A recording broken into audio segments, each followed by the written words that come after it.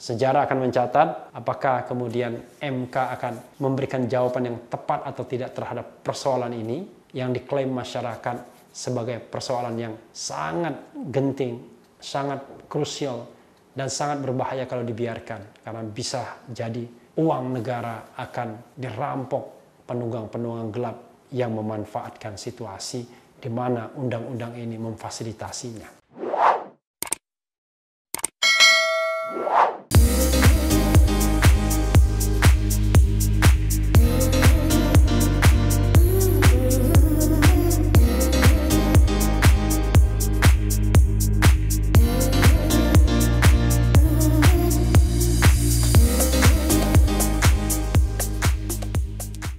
Assalamualaikum warahmatullahi wabarakatuh, Sobat RH sekalian. Jumpa lagi kita di channel yang keren ini, Keren Cadas. Nah, hari ini kita akan ulas berita mengenai Profesor Din Samsudin dan kawan-kawan kembali geruduk MK. Terkait dengan Perpu Corona yang sekarang sudah menjadi Undang-Undang Corona. Undang-Undang nomor 2 tahun 2020. Sebenarnya panjang nama undang-undangnya, nanti ada di teksnya ya. Judul beritanya sebagaimana dilansir di RM Online ya, rmol.id ya. Din Samsudin bersama 61 tokoh dan 9 ormas resmi gugat Undang-Undang Corona ke MK. Kamis 2 Juli 2020. Gugatan pada Undang-Undang 2020 tentang, ini tentangnya agak panjang ya, kebijakan keuangan negara dan stabilitas sistem keuangan untuk penanganan pandemi COVID-19 dan atau dalam rangka menghadapi ancaman yang membahayakan perekonomian nasional dan atau stabilitas sistem keuangan ke Mahkamah Konstitusi bertambah. Setelah jaringan aktivis pro-demokrasi Prodem pada Rabu 1 Juli secara resmi, Koalisi Masyarakat Penegak Kedaulatan KMPK mengajukan gugatan terhadap Undang-Undang Corona tersebut ke MK. Jadi sebelumnya memang sudah ada Prodem ya, pro-demokrasi. Itu saya mau dijadikannya ahli. Saya bilang ya sudah, nggak apa-apa, saya tidak menolak ya. Ketua Komite Pengarah KMPK Din Samsudin, wah ini Prof Din ya, yang diisukan mau digeser dari Majelis Wali Amanat di ITB karena dianggap suka mengkritik pemerintah dan radikal. Salah satu indikator radikal itu adalah menjadi pembicara seminar tentang impeachment. Luar biasa ya alumni ini. Din Samsudin menjelaskan bahwa gugatan ini konsisten dengan sikap KMPK yang juga telah menggugat Perpu 1 2020 ke MK pada 13 April 2020. Jadi memang ketika Perpu itu dikeluarkan, KMPK ini ya, di situ ada nama Din Samsudin, ada nama Amin Rais, ada nama Sri Edi Suasono dan lain-lain, banyak tokoh-tokoh lainnya itu mengajukan gugatan ke Mahkamah Konstitusi karena MK berdasarkan preseden putusan sebelumnya menyatakan berhak untuk menguji yang namanya Perpu, walaupun Perpu tersebut belum diterima atau ditolak oleh DPR. Tapi MK mengatakan berwenang. Tapi MK hanya mengatakan berwenang, prosesnya sendiri akhirnya ya tidak selesai juga karena keburu Perpu tersebut menjadi undang-undang sehingga permohonan tersebut dinyatakan tidak dapat diterima. Jadi kalau berkembang di masyarakat ditolak bukan ditolak ya. Karena objeknya itu sudah nggak ada lagi. Jadi bukan Perpu yang harus diuji tapi undang-undang. Materinya sama, tetapi prosedurnya yang harus diulangi dari awal ya. Kalau kemarin yang digugat Perpu, sekarang yang harus digugat adalah Undang-Undang nomor 2 tahun 2020. Kalau Perpu kan Perpu nomor 1 2020. Adapun pokok penolakan KPMK itu berkaitan dengan sejumlah masalah yang muncul dalam undang-undang tersebut. Pertama, mengenai penerbitan Perpu dan penetapannya menjadi Undang-Undang 2 2020 jika mengacu Undang-Undang Dasar 1945. Artinya ini prosedur formal ya. Ini bisa dikatakan semacam uji formil. Jadi uji formil itu Sobat Era sekalian, apakah penerbitan suatu peraturan, entah itu undang-undang atau perpu, itu sesuai dengan prosedur yang diatur oleh konstitusi atau tidak. Nah, untuk perpu ini sebenarnya selain pasal 22 Undang-Undang Dasar 1945, sesungguhnya ada putusan MK yang mengatakan bahwa ya yang namanya perpu itu hak subjektivitas presiden yang akan diobjektifikasi oleh DPR dan bisa juga diuji ya secara hukum di Mahkamah Konstitusi. Jadi ada 3 institusi yang bisa terlibat. Dan MK mengatakan bahwa ada suatu hal yang membutuhkan pengaturan alasan terbitnya Perpu. Jadi ada hal yang mendesak yang membutuhkan sebuah pengaturan. Aturan yang ada itu tidak memadai atau bahkan belum ada aturannya. Dan kalau ditempuh legislasi biasa akan memakan waktu, tidak catch up dengan kebutuhannya. Benar apa enggak ya? Karena ini sudah berapa bulan? Mei, Juni, Juli udah hampir 3 bulan seharusnya membuat legislasi biasa bisa ya. Tapi ya oke lah. Yang jelas sudah menjadi Undang-Undang Nomor 2020 ya. Kedua, wewenang hak budget DPR yang tereliminasi pada pasal 2. Ya, karena pasal 2 itu memberikan kewenangan kepada pemerintah ya, termasuk untuk menetapkan defisit yang lebih dari 3%. Ketiga, adanya potensi terjadinya penyelewengan, moral hazard, dan korupsi pada pasal 27. Ya, karena pasal 27 ini seolah-olah memberikan kekebalan. Pertama, kita ingat bahwa segala biaya yang dikeluarkan dalam rangka undang-undang ini bukan merupakan kerugian negara. Kemudian anggota KKSK, mereka-mereka yang terlibat di dalam Perpu ini, dalam hal mekanisme keuangan yang diatur Perpu atau undang-undang ini, itu tidak bisa digugat secara pidana dan perdata. Jadi baik pidana maupun perdata. Lalu ketiga, segala keputusan yang terkait dengan undang-undang ini tidak bisa juga digugat di Pengadilan Tata Usaha Negara. Jadi luar biasa ya. Menghilangkan kewenangan BPK, kewenangan pengadilan, kewenangan DPR juga. Tapi toh DPR menyetujuinya ya. Kemudian potensi terulangnya kejahatan seperti terjadi pada BLBI pada pasal 28 dan potensi timbulnya otoritarianisme pada pasal 28. Jadi pasal 28 itu mencabut beberapa undang-undang. Ada 12 kalau tidak salah.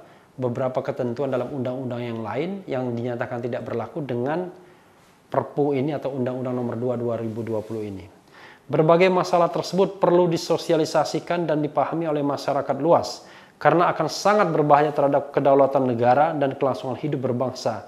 Tegasnya dalam keterangan tertulis yang diterima redaksi Kamis 2 Juli. Menurut mantan Ketua Umum PP Muhammadiyah ini, muatan materi Undang-Undang 2 2020 terlalu didominasi oleh pembahasan persoalan ekonomi. Ya, saya juga menyoroti itu ya. Ini seolah-olah masalah krisis keuangan finansial mendompleng COVID-19-nya. Sekalipun penjudulan undang-undang itu dikaitkan penyebaran COVID-19, nyaris tidak ada satu bab berkait penanganan pandemi COVID-19. Hal yang sangat dominan diatur terkait kebijakan keuangan negara dan stabilitas sistem keuangan. Benar juga. Khusus bab 3 diatur kebijakan stabilitas sistem keuangan, kewenangan dan pelaksanaan kebijakan BI, kewenangan dan pelaksanaan kebijakan lembaga penjamin simpanan LPS, kewenangan dan pelaksanaan kebijakan otoritas jasa keuangan OJK, kewenangan dan pelaksanaan kebijakan pemerintah tegasnya. Nah, mereka-mereka inilah yang kemudian dibebaskan dari tanggung jawab pidana dan perdata ya.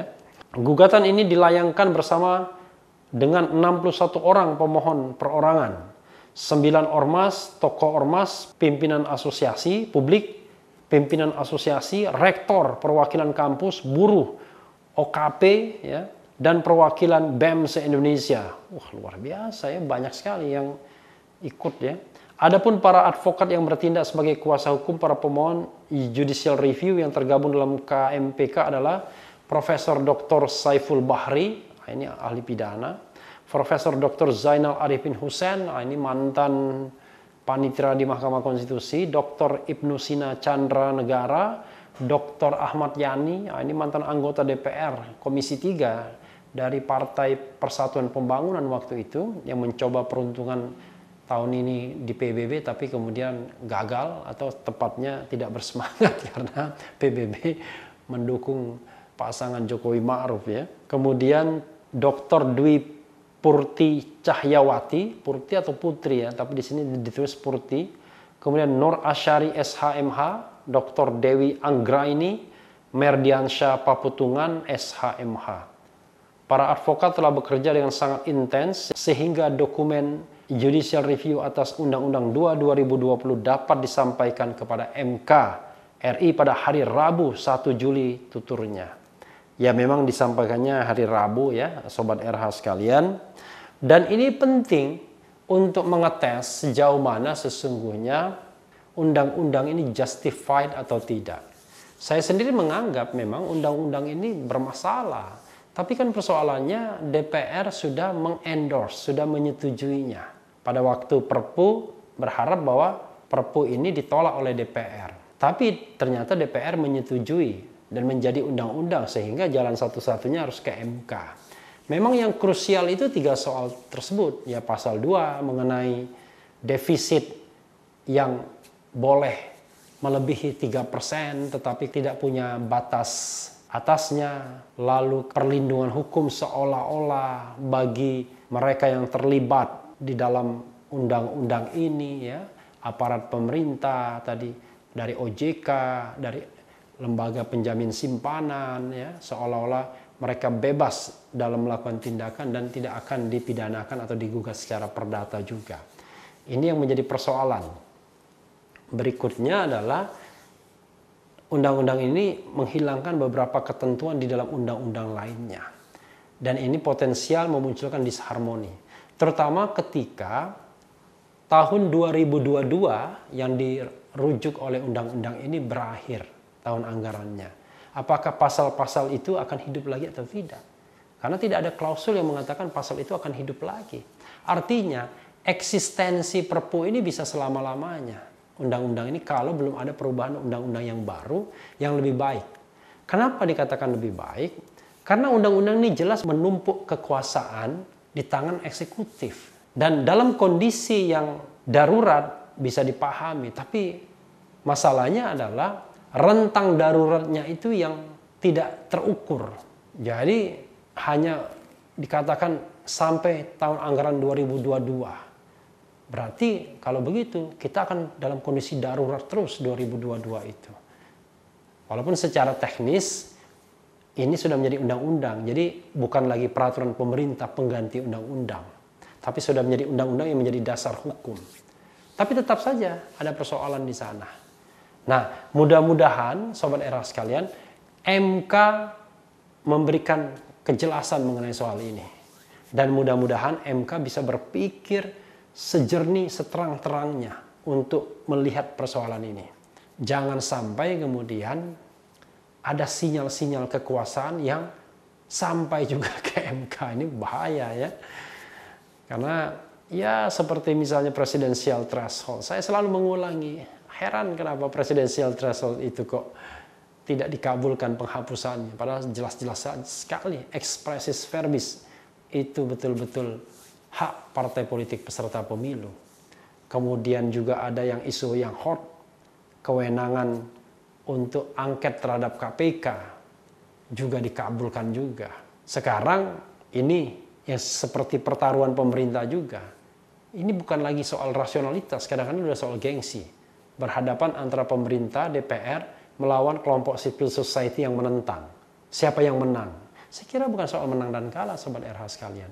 Kita betul-betul mengkaji sebaik-baiknya undang-undang ini, apakah baik atau tidak bagi kita semua. Bukan soal menang dan kalah. Jadi kalau para buzzer menghitung menang dan kalah, wah gawat. Yang kita hitung itu adalah dampak, manfaat dan mudaratnya. Apakah dia lebih bermanfaat, apakah dia lebih banyak mudaratnya. Mungkin kita akan mendapatkan manfaat jangka pendek. Tapi jangka panjang, belum tentu. Makanya kan tadi dikatakan, hati-hati potensi BLBI bisa terjadi. Saat ini saja misalnya ada isu beberapa bank yang kira-kira sudah bermasalah. dan kemudian mau memanfaatkan skema-skema di dalam undang-undang ini atau di dalam masa pandemi ini atau uang-uang yang sudah digelontorkan dan lain sebagainya atau yang akan digelontorkan. Nah, ini yang harus kita jaga sama-sama. Jangan sampai kekuatan atau kekuasaan yang eksesif dari pemerintah, dari kekuasaan eksekutif tidak diimbangi oleh pengawasan yang adequate, yang pengawasan yang cukup oleh DPR karena ketimpangan pengaturan prosedur yang sudah diciptakan di dalam Undang-Undang 2 2020 ini yang memang berat kepada pemerintah. Sobat Era sekalian, mudah-mudahan nanti hasilnya baik ya. Hasil menggeruduk ke MK ini bisa mencapai hal yang baik bagi kita semua. Saya selalu di akhir video mengatakan mudah-mudahan kondisi jauh lebih baik daripada apa yang kita persoalkan saat ini. Dan kita serahkan kepada kebijakan 9 negarawan yang ada di MK. Memang banyak kritik sebelumnya, saya pun mengkritik juga ke negarawan beberapa hakim ya, hampir semua hakim, tetapi kita tidak boleh mendelegitimasi sebuah kelembagaan hanya karena 1-2 putusan. Sejarah akan mencatat apakah kemudian MK akan memberikan jawaban yang tepat atau tidak terhadap persoalan ini yang diklaim masyarakat sebagai persoalan yang sangat genting, sangat krusial, dan sangat berbahaya kalau dibiarkan. Karena bisa jadi uang negara akan dirampok penunggang-penunggang gelap yang memanfaatkan situasi di mana undang-undang ini memfasilitasinya. Sobat Era sekalian, itu saja geruduk Din Samsudin dan teman-teman ke MK. Kita lihat episode selanjutnya. Yang penting tetap di channel ini, karena di channel ini Anda akan dirayu, ditipu, dibaperin, dicecar, diuber pula di jalur khusus. Karena channel ini adalah channel yang membenci, memeras, dan mengancam. Jangan lupa subscribe, like, comment, and share. Ciao!